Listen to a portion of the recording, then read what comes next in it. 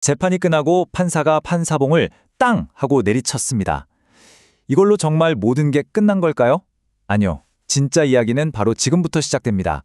형사 절차의 마지막 장, 법원의 판결이 어떻게 한 사람의 현실이 되는지 그 과정을 따라가 보겠습니다. 네, 바로 이 질문이 오늘 이야기의 시작점입니다. 법정의 그 치열했던 공방이 끝나고 모든 소란이 멈춘 순간, 사실 보이지 않는 곳에서는 또 다른 이야기가 시작되고 있거든요. 바로 재판의 집행입니다. 법전에서는 이 단계를 형사소송법 제5편 재판의 집행이라고 부르는데요. 이름만 들으면 좀 딱딱하게 들리죠?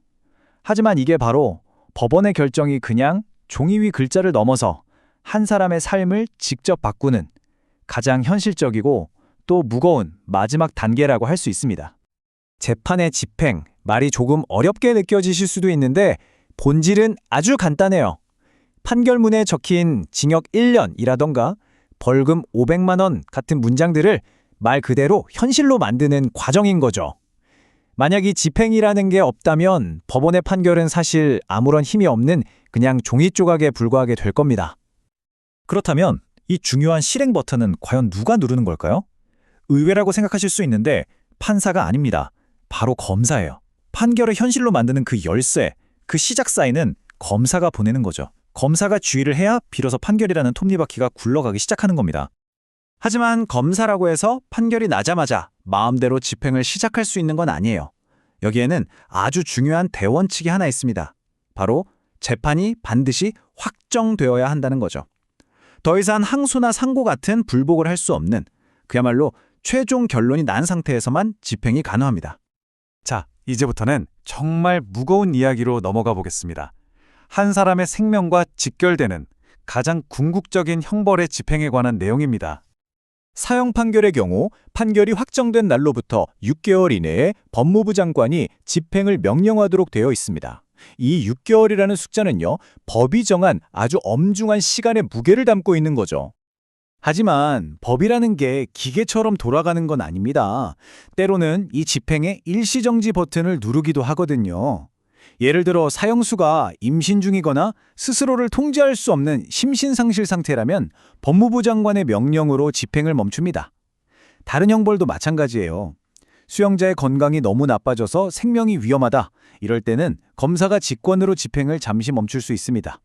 자, 그럼 이번에는 화제를 좀 바꿔볼까요?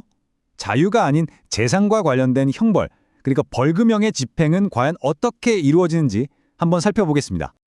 만약 벌금을 낼 돈이 없다면 그럼 어떻게 될까요? 그 절차는 아주 냉정할 만큼 명확합니다. 법원이 벌금을 선고하면 검사가 징수명령을 내리죠. 그런데도 돈을 못 내면 판결에 정해진 기간 동안 교도소 안에 있는 노역장에 갇혀서 일을 해야만 합니다. 네, 바로 이 한 문장이 노역장 유치의 본질을 그대로 보여주고 있습니다. 돈으로 갚아야 할 대가를 자신의 자유, 즉 시간으로 대신 치르는 거죠. 정말 이제 아주 현실적이고 뼈아픈 결과라고 할 수 있습니다. 형사 절차는 그 마지막 순간까지도 피고인의 권리를 보호하기 위한 장치를 마련해두고 있습니다. 바로 집행 과정 그 자체에 대해서도 이의를 제기할 수 있는 일종의 마지막 방어수단이죠. 자, 이 부분이 정말 중요합니다. 검사의 집행이 절대적인 권력은 아니라는 거예요. 만약 그 집행 처분이 부당하다고 생각된다면 그냥 무력하게 받아들일 필요가 없습니다. 판결을 내렸던 바로 그 법원의 이의 신청이라는 방패를 사용할 수 있는 거죠. 이건 어떤 법의 허점이 아니라 막강한 집행 권력에 대한 최후의 견제 장치인 셈입니다. 그럼 오늘 이야기의 핵심 인물들을 다시 한번 정리해 볼까요? 집행의 총감독 검사, 가장 무거운 결정을 내리는 법무부 장관, 그리고 부당함에 맞설 권리를 가진 피고인, 마지막으로 이 모든 과정을 지켜보는 최종 심판자, 법원. 이들이 바로 형사 절차 마지막 장의 주인공들입니다. 자, 이렇게 모든 법적인 절차는 끝이 났습니다. 그런데 이 질문은 우리에게 계속 남는 것 같아요. 과연 이 모든 절차의 끝이 우리가 바라는 정의의 시작점과 항상 같다고 말할 수 있을까요? 한 번쯤 깊이 생각해 볼 만한 문제입니다.